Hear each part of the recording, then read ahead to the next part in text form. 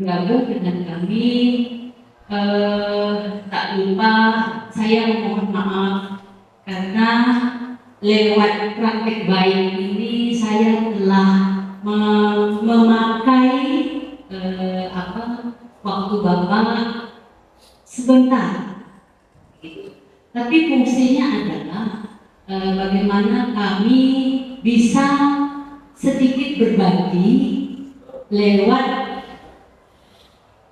sosialisasi ini, lewat pendampingan ini. Jadi pagi ini kita mau membagikan praktik baik pembelajaran kepemimpinan pembelajaran melalui disiplin positif. Jadi tema kita adalah kami ingin membagikan kepemimpinan pembelajaran melalui disiplin positif. Oke, jadi kita harapkan semua sekolah, baik itu sekolah penggerak maupun IKN, memahami apa sih yang terkandung dalam kurikulum mereka. Kenapa kepemimpinan, yaitu karena kami kepala sekolah lebih ditekankan kepada bagaimana kepemimpinan pembelajaran yang ada di sebuah sekolah. Nah, sebelum kita masuk ke situ, kita penyegaran dulu biar kita mengarah kepada tujuan yang sebenarnya. Oke, silakan dibuka.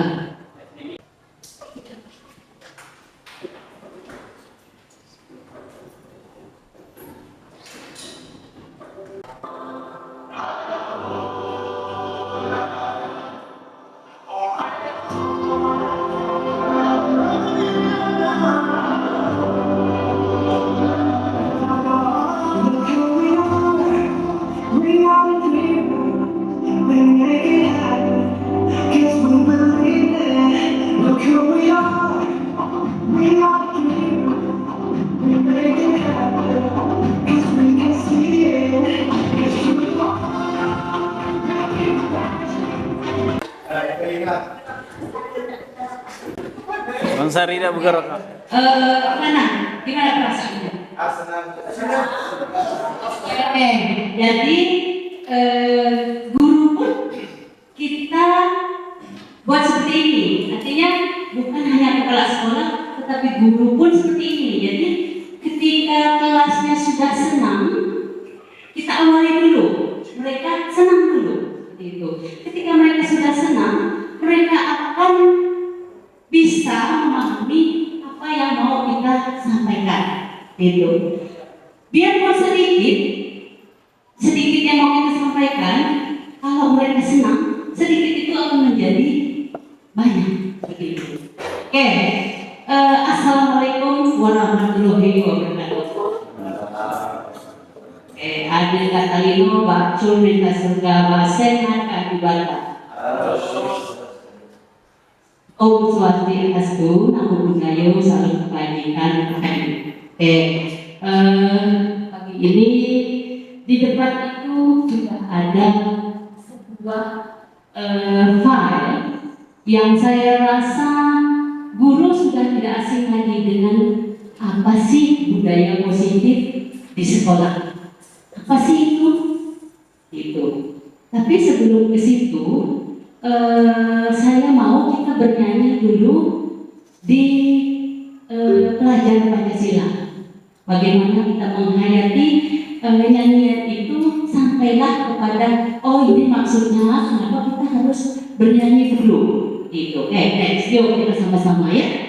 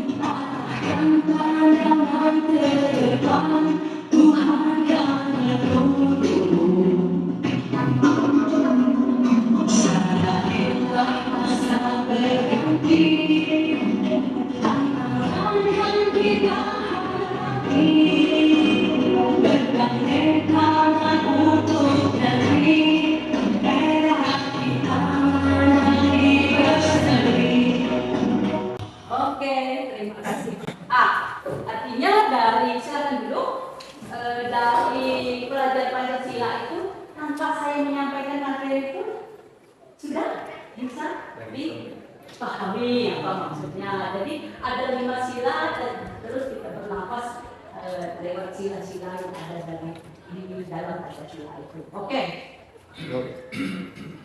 Silakan. Bapak Ibu bisa melihat apa hubungan kepemimpinan pembelajaran dengan budaya positif. Nah, bisa disampaikan sedikit slide tentang kepemimpinan pembelajaran itu apa. Ada 5 komponen yang masuk di dalam 5 kepemimpinan pembelajaran. Silakan dibuka slide-nya. Itu untuk kita kok hasilnya di situ sih kayak gitu. Di yang slide yang 5 komponen.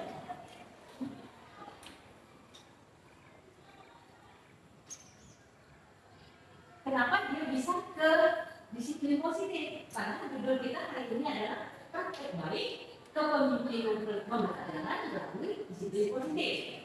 Nah, kenapa kok bisa lari ke situ? Silakan harus kita yang slide yang kepemimpinan pembelajaran itu. Yang saya ini.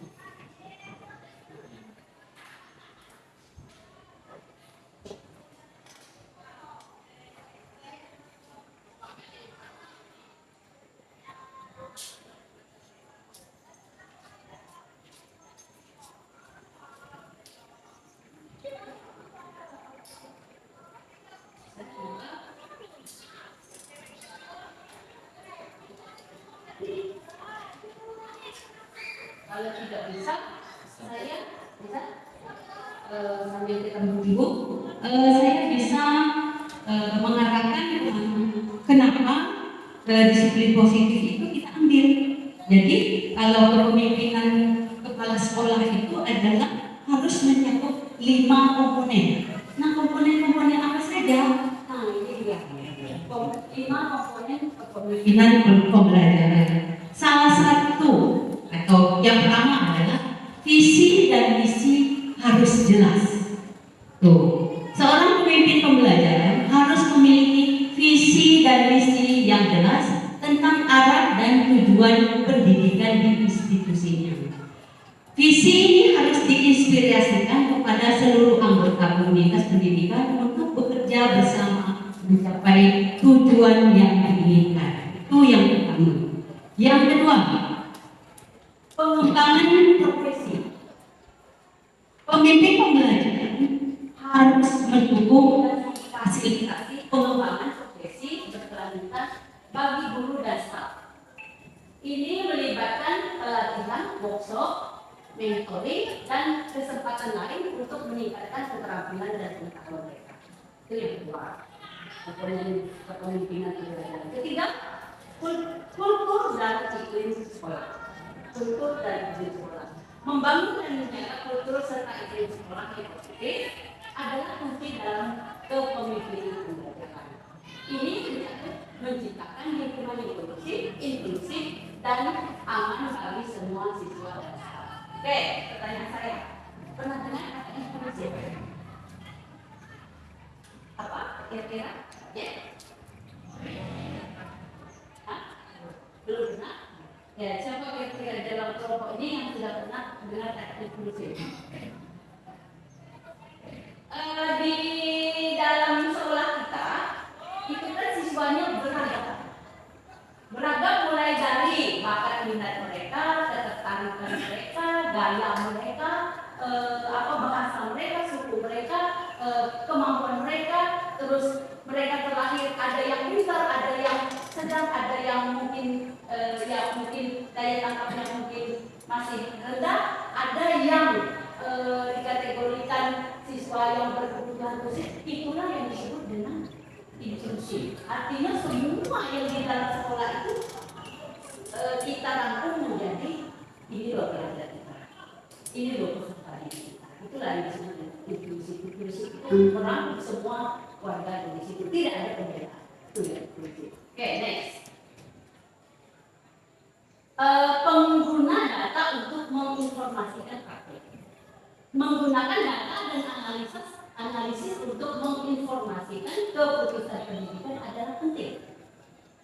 Pemimpin pembelajaran harus mampu mengumpulkan, menganalisis, dan memanfaatkan data untuk meningkatkan pembelajaran dan siswa.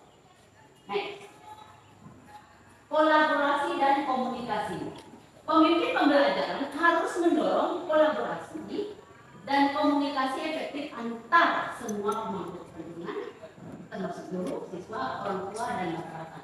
Ini dapat memperkuat hubungan dan keterlibatan dalam proses pendidikan serta memperbaiki hasil belajar siswa. Nah, ini kan di sini ada beberapa sekolah, ada juga guru. Nah, jadi harapan kita ini guru itu menjadi nanti karirnya naik, terus naik bisa jadi kepala sekolah atau apa, dari kepala sekolah bisa naik karirnya menjadi apa. Jadi kita harus memahami kepemimpinan pembelajaran itu apa. Maka di sini kita undang berbagai baik guru maupun kepala sekolah.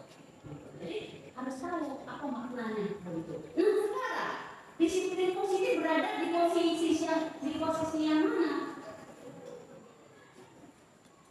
Dari 5 ini disiplin positif itu ada berada di posisi yang mana?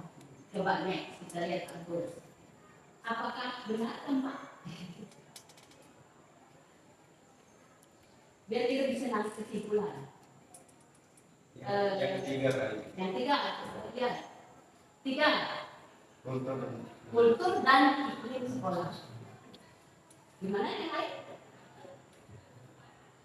Setuju? Yang lain? Pasca. Kalau dia di iklim sekolah, apa sih maksudnya? Iklim sekolah itu mencakup semua yang ada di dalam iklim sekolah itu. Apakah itu iklim nyaman, menyenangkan, keterlibatan suasana kelas, terus apa namanya, kondusivitas kelas itu atau sekolah itu yang disebut dengan iklim sekolah. Pasca posisi disiplin positif berada di nomor 3. Gimana? Praktek baik, ya? Apakah masuk di dalam nomor 3? Masuk. Kalau dia sudah tahu teori tentang disiplin positif. Nah, untuk memancing pemahaman kita tentang disiplin positif, silakan kita menjawab tugas yang silakan Pak. Saya rasa kenapa masih bingung karena pemahaman kita tentang disiplin positif belum keseluruhan seperti itu ya. Hanya sulit menyimpulkan ini masuk kemana ini. Nanti link jambot kita kirim ke kepala sekolah ya. Kepala sekolah nanti dikirimkan ada nomor HP ya. Ada ID ada Pak Mas nanti ID kirimkan ke Pak Mas ya. Kita minta tolong Pak HP bahwa kita minta tolong kita kerjakan jambot ini dengan stimulus ya, udah bisa. Nah jadi kita juga belajar bagaimana menggunakan jambot terus ada stimulus. Oke, silakan jambot kedua.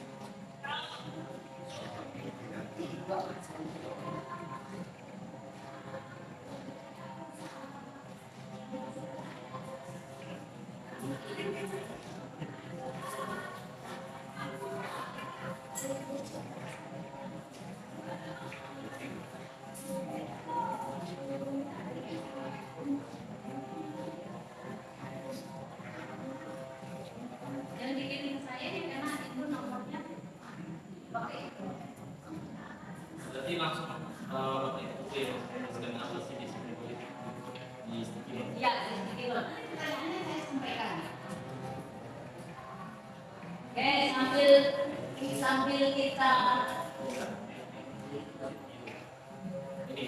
ya.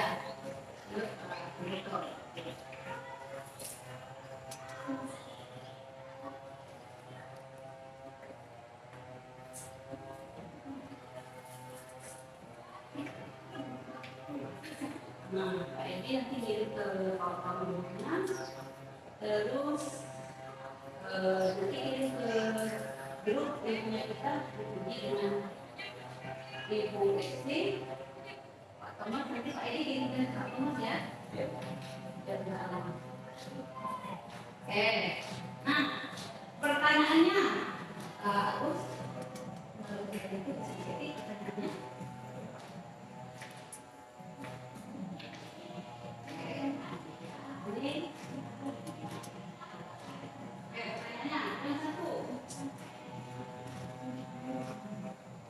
Sesuai kesepakatan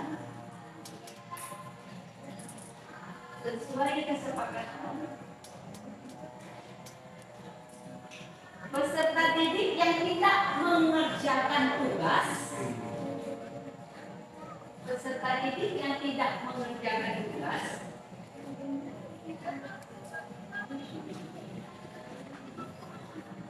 itu masuk ke mengerjakan tugas di jam istirahat. Ini tidak mengerjakan tugas di jam istirahat.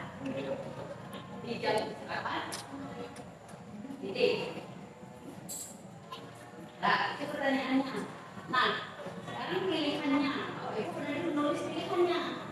Pilihannya itu apakah itu hukuman, konsekuensi atau restitusi? Nah, Bapak Ibu di dalamnya tulis ini salah satu. Apakah itu hukuman, konsekuensi, atau restitusi? Pilih salah satu. Ini ada kasus. Ini kasusnya. Sesuai kesepakatan peserta didik yang tidak mengerjakan tugas jam istirahat, diapakan? Tidak mengerjakan tugas.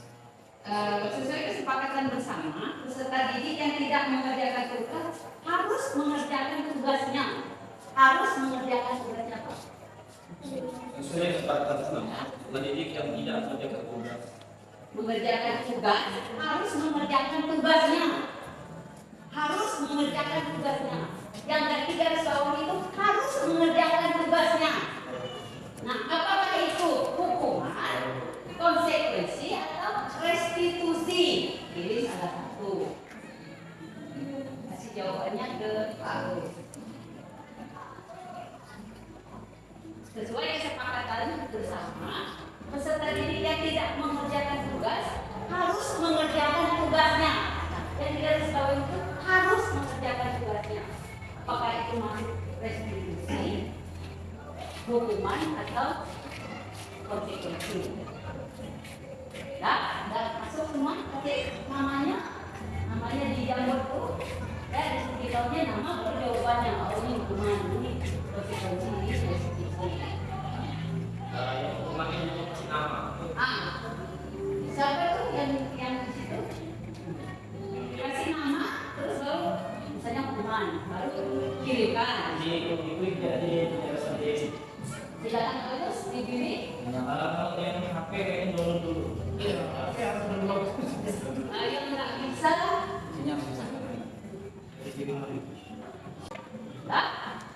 siapa ini yang mulai?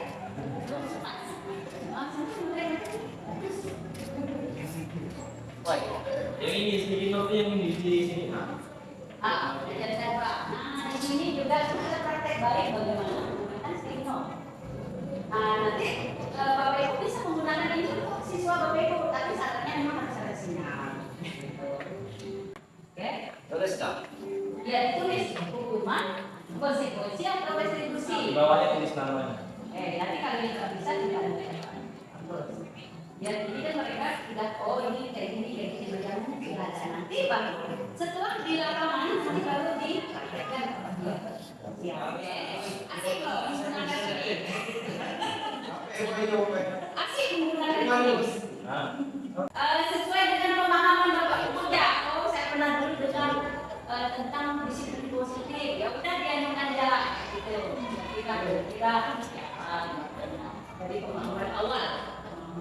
Nah, dari pemahaman awal ini saya bisa, oh di sini harus saya penekanan atau penekanan. Itulah yang disebut kalau di dalam kelas itu asesmen formatif.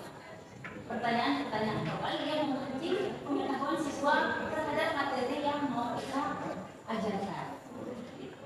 Oke, nah coba disebut ini. Pak Edi jawabannya hukuman. Pak Edi jawabnya konsekuensi.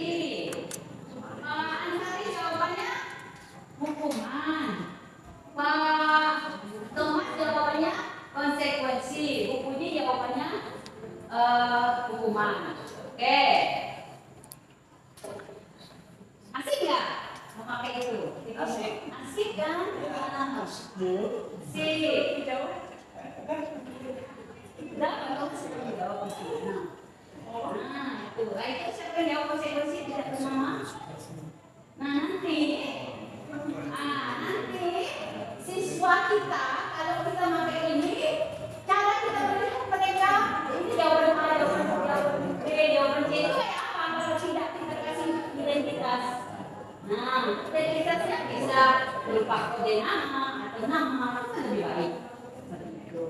Oke, sudah. Kita lewati dulu 4.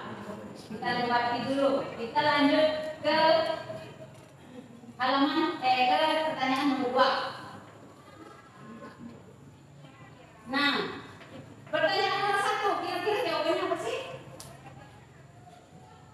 Jawabannya apa sih? Enggak tahu. Jawabannya konsep. Berikutnya, pertanyaan nomor 2. Pertanyaan nomor 2. Guru menyuruh peserta didiknya berlari keliling lapangan karena tidak mengerjakan tugas. Apakah konsekuensi, hukuman, atau restitusi? Guru menyuruh pesertanya berlari keliling lapangan karena tidak mengerjakan tugas. Apakah hukuman, konsekuensi, atau restitusi? Halaman 2. Asik gak? Asik gak? Ini. Asik. Nah.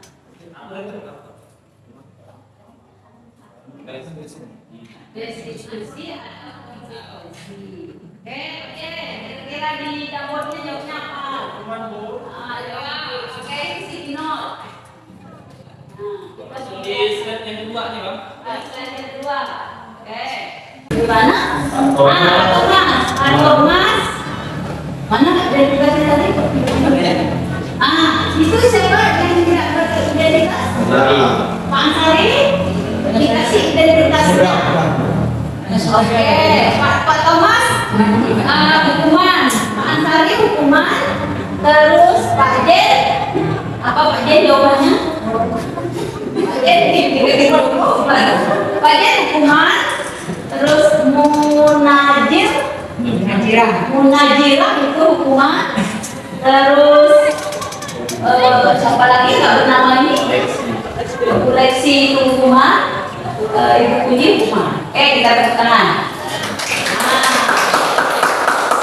Kenapa jawabannya benar?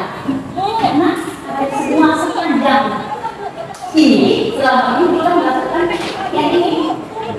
Makanya kamu tentu berbeda hukuman. Oke, next.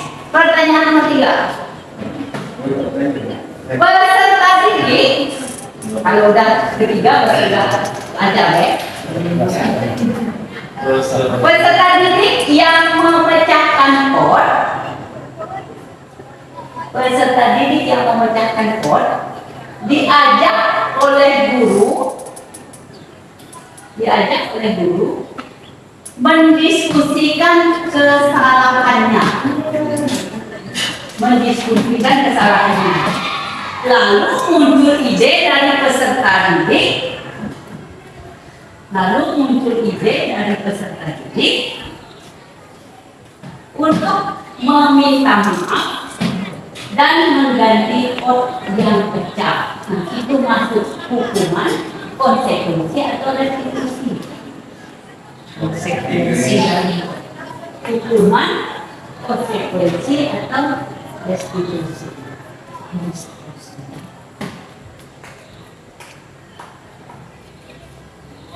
Di situ ada dialog, menyadari. Habis itu dialog, kita menekan identitas dari masalah dulu. Kita tenangkan dia dulu, kita ajak dia diskusi, kita tanya kenapa dia pakai handphone, kita ajak dia ngobrol. Terus siswa itu dengan sadar menyadari.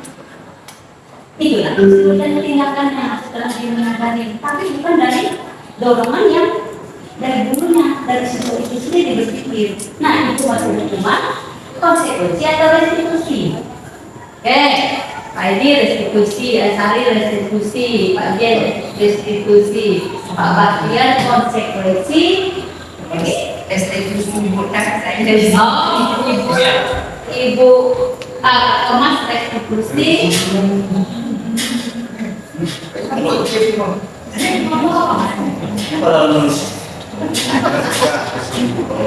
Ibu Puji konsekuensi. Ya. Ibu Leksi. Ya. Ibu nulis. Berarti sudah di tahap ketiga sudah ada kemajuan. Artinya peserta sudah bisa menggunakan jamur terus dengan memakai seperti itu. Oke. Nah, kita ambil kesimpulan. Jawabannya adalah restitusi. Oke. Nah, jadi dari masalah yang ada, dari contoh yang ada, Bapak Ibu sudah bisa menyimpulkan. Masalah satu itu adalah restitusi, masalah kedua itu adalah hukuman, masalah ketiga adalah restitusi. Jadi sudah mulai mengarah deh. Nah, mengarah ke disiplin positif. Jadi kita membedakan. Kita kembali lagi ke pembahasan Agus. Nanti itu baru disusun. Kita hargai tepuk tangan. Agus ke slide. Slide. Nah, hari ini bagaimana kita tadi lewat pertanyaan pertama. Pertanyaan kita memancing apa sih pemahaman Bapak Ibu terhadap disiplin positif? Kenapa kok bisa larinya ke disiplin positif? Padahal hari ini kepemimpinan pembelajaran kita tarik dari komponen ketiga. Bagaimana kita membuat iklim keamanan sekolah yang kondusif dengan cara salah satu contoh itu melalui disiplin positif. Nah, inilah hari ini yang menjadi tema kita, disiplin positif. Nah, next. Nah, kita berangkat dari perubahan paradigma. Untuk membangun budaya yang positif, sekolah perlu menyediakan lingkungan yang positif, aman, dan nyaman agar murid-murid mampu berpikir, bertindak, dan mencipta dengan merdeka, mandiri, dan bertanggung jawab. Ya, merdeka, mandiri, dan bertanggung jawab. Jadi semua yang dia lakukan itu bertanggung jawab terhadap apa yang menjadi keputusannya. Lazimnya disiplin dikaitkan dengan kontrol. Dalam hal ini kontrol guru dalam menghadapi murid. Nah, itu paradigma.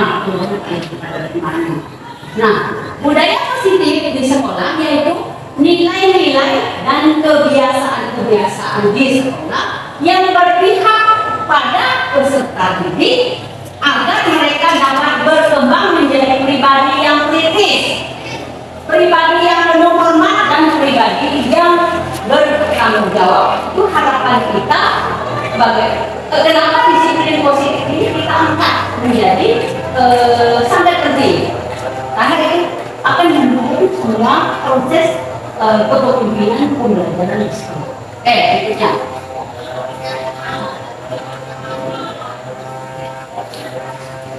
Mengenai dalam mencipta budaya positif di sekolah, seorang guru yang baik kemampuan dalam mewujudkan budaya positif di sekolah. Ya, kepala sekolah, guru, guna partai itu harus bisa punya kemampuan dalam mewujudkan budaya positif di sekolah. Tujuannya itu supaya kondusif baik. Seperti itu. Budaya positif tersebut dapat kita jalankan dengan menerapkan beberapa konsep-konsep inti seperti disiplin positif, memahami motivasi perilaku manusia berkaitan dengan hukuman dan penghargaan, posisi kontrol seorang guru, perbuatan keyakinan sekolah atau kelas, dan penerapan segitiga restitusi dalam menyelesaikan masalah. Nah, itu tadi. Nah, muncul nih restitusi. Ada lagi kata segitiga. Nah, nanti kita melakukan. Oke, itu yang bagus. Nah, yang menjadi pertanyaan saya, biasanya kalau Bapak Ibu mau memberikan siswa kita yang punya prestasi, biasanya kebiasaan kita gimana? Yang bisa punya kemampuan, biasanya apa itu? Hadiah. Ya, reward ya. Nah, di dalam disiplin positif itu tidak dibolehkan. Kenapa? Kenapa itu tidak dibolehkan? Kenapa?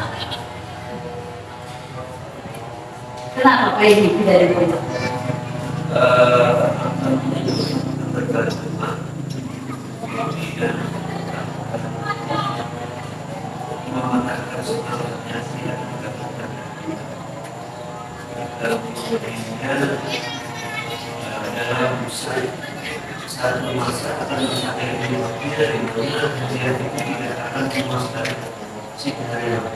Oke, itu beberapa alasan. Akan menjadi ketergantungan dia. Kalau tidak kita cari, saya nggak mau berberkah. Itu akibat negatif dari hadiah-hadiah yang kita berikan. Dia tidak akan mau berbuat kalau dia tidak ada hadiah itu. Nah, hari ini kita mau merubah paradigma itu, membuat paradigma baru yang mana, bagaimana kita dari awal itu menerapkan kepada anak penerapan disiplin positif yang dimana itu muncul dari diri sendiri, bukan karena faktor X. Faktor X itu kan salah satunya itu kamu masih kesadarannya loh, kayak gitu. Kalau kamu gini. Nah, dia akan menjadi kebiasaan ketergantungan. Kalau tidak ada hadiah, dia tidak mau melakukan kayak gitu. Nah, kita belajar berubah itu melewati disiplin positif. Nah, ini beberapa contoh penerapan disiplin positif yang kami lakukan di SMP Dulu. Yang pertama itu adalah di sini adalah komunitas belajar. Nah, di dalam komunitas belajar itu apa sih yang mau kita terapkan di dalam komunitas belajar? Yang pertama itu adalah kita punya jadwal yang harus kita patuhi, yang harus kita turuti, yang harus kita ikuti. Di sini kita juga pembiasaan bagaimana kita refleksi setiap minggu. Jadi pembiasaan refleksi itu juga budaya positif yang diterapkan. Begitu. Nilai-nilai yang pertama di dalam apa? Yaitu yang pertama kita membudayakan budaya refleksi setiap minggu. Hasilnya apa? Apakah kami mendapatkan budaya? Hasilnya adalah refleksi setiap minggu itu akan masalah yang ada di sekolah ini akan mampu kita selesaikan lewat komunitas belajar yang mungkin kita lakukan setiap hari Rabu. Yang berikutnya ini bagaimana kami menemukan misalnya kalau guru yang sudah paham dengan pembelajaran diferensiasi, kita jadikan dia kayak model contoh. Dia berdiri di depan menjadi pemateri. Terus gurunya sebagai apa? Sebagai siswa. Nah, jadi kita praktekkan disiplin pembelajaran diferensiasi itu lewat guru yang sudah memahami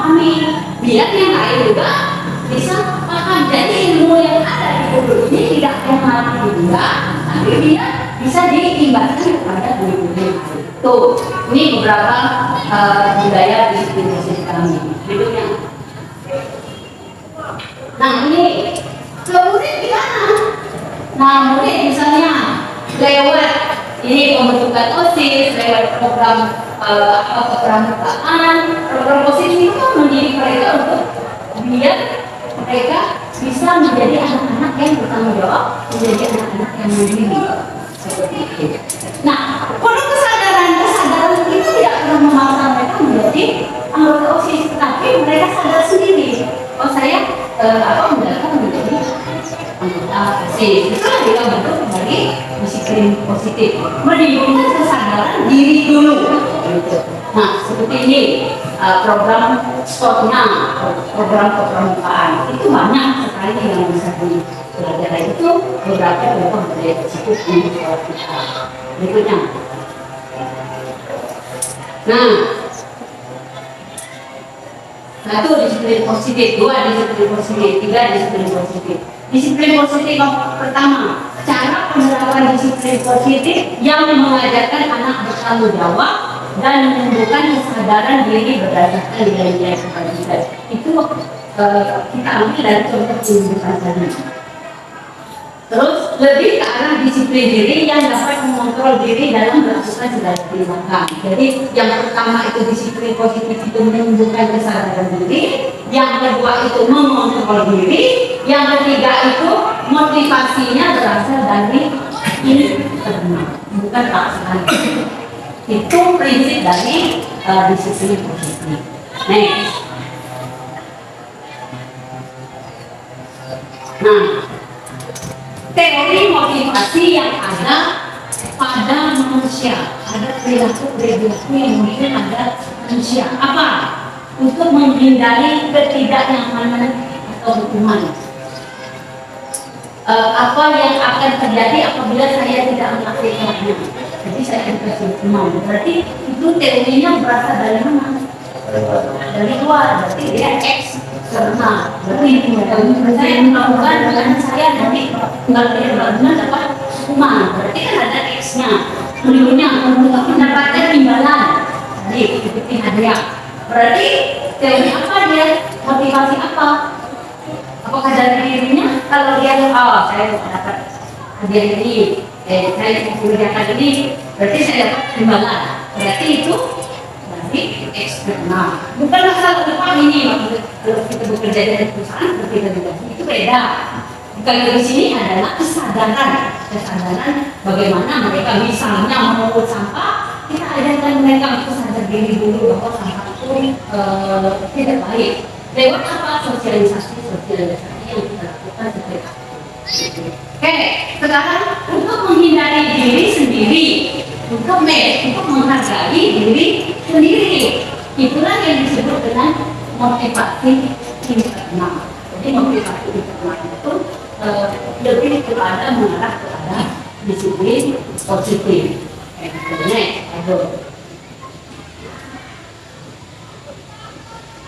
Nah, di sini posisi kontrol kita sebagai seorang guru atau kepala sekolah.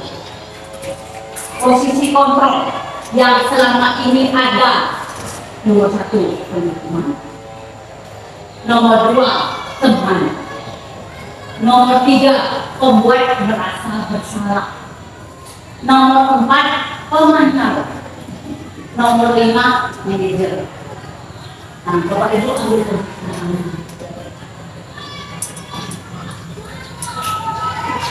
maunya yang sudah lewat berarti selalu kita di posisi mana? Nah, yang sudah kita lewati biasanya di posisi mana? Ada yang di posisi 1, ada yang di posisi 3, ada yang di posisi 2. Tapi biasanya kita semuanya udah lewat. Selalu di posisi 1 dengan 3 biasanya. Saya tidak mau buka. Oke. Nah, 1, 4. Oke, untuk lebih jelasnya kita nonton video. bagaimana posisi kontrol itu. Setelah kita lihat video baru kita bisa, oh ini loh saya harusnya di posisi ini. Yang video yang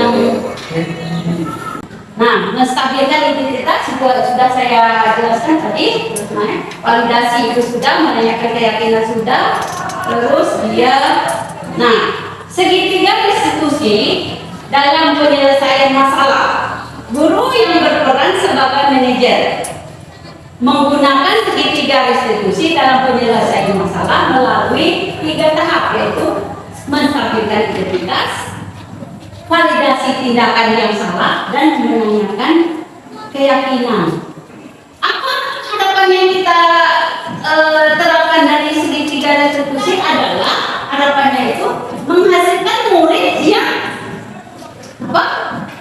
Mandiri, bertanggung jawab, kritis, sesuai dengan tuh ya. Bapak Ibu bisa melihat? Nah itu P5. Nah, harapannya itu, harapan dari disiplin positif itu, yaitu sesuai dengan yang tadi. Makanya waktu itu saya bawa nyanyi lagi. Nah, pas dia di P1 itu beriman bertakwa kepada Tuhan Yang Maha Esa dan bertakwa mulia. Yang keduanya berkebidakaan global, yang ketiganya bergotong royong, kreatif, bersalah kritis, serta mandiri. Pas nggak nyanyi kali? Pas itu. Nah, harapannya itu next. Good. Nah, penerapan segitiga restitusi. Hal lain yang penting dalam proses menciptakan budaya positif adalah melakukan kolaborasi antar sekolah, orang tua murid agar budaya positif, ingat ya, antar sekolah dan orang tua murid agar budaya positif ini jangan hanya dilakukan di kelas saja, tetapi juga dilakukan di rumah, di lingkungan masyarakat agar menjadi suatu kebiasaan dengan terbentuknya karakter yang baik di lingkungan manapun. Oke, Bapak Ibu. Next. Terima kasih. Nah, itu bayangan dari disiplin positif. Memang kalau kami sudah 1 tahun menerapkan, memang sulit. Awal-awalnya sulit. Tetapi lama-lama itu menjadi sesuatu kayak model yang kita ketahui. Maka ketika saya bisa memperhatikan anak-anak pun saya seperti itu. Jangan sampai kita ngomong, tapi kita panggil dulu, terus menerus seperti itu kita lakukan. Nanti akan suatu waktu dia akan merasa bersalah sama dirinya kayak gitu. Jadi kita buat dia merasa gimana kayak gitu. Tapi itu dari diri. Oke. Nah, setelah kita mendengar ini, saya pengen ada refleksi kita sedikit terhadap apa materi yang telah kita dapatkan ini. Nanti Bapak Ibu nyambung dari tulisan yang saya buat.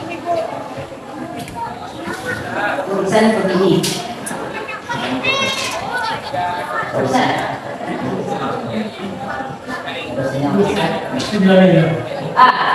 Ditulis di kertas saja karena memang dari praktek baik ini, ya, saya baru tahu bahwa titik-titik dari praktek baik ini, saya baru tahu bahwa titik-titik. Nanti kumpulkan ke saya ya. Ini salah satu bentuk bagaimana kalau listrik mati atau sinyal tiba-tiba hilang, guru harus punya plan B. Plan B apa? Nah, untuk kita menulisnya terbiasa menulis. Oke, yang kedua, pertanyaan kedua. Langkah konkret yang akan saya lakukan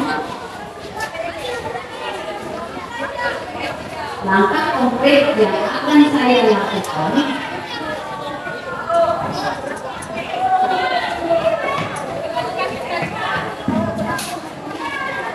dalam mengelola kelas atau sekolah, dengan disiplin positif adalah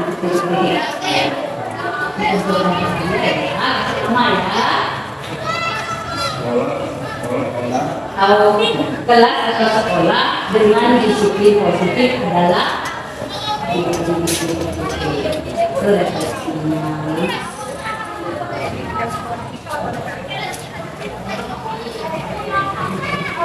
refleksi ya, refleksi. Terus berikutnya umpan balik apa yang Bapak Ibu dapatkan. Jadi ada refleksi, ada umpan balik. Nanti yang sebenarnya tadi pun saya mau pakai yang bot, tapi karena refleksinya mati, jadi kita pakai plan D. Oke? Yang didapatkan dari praktek baik refleksi disiplin positif. Oke?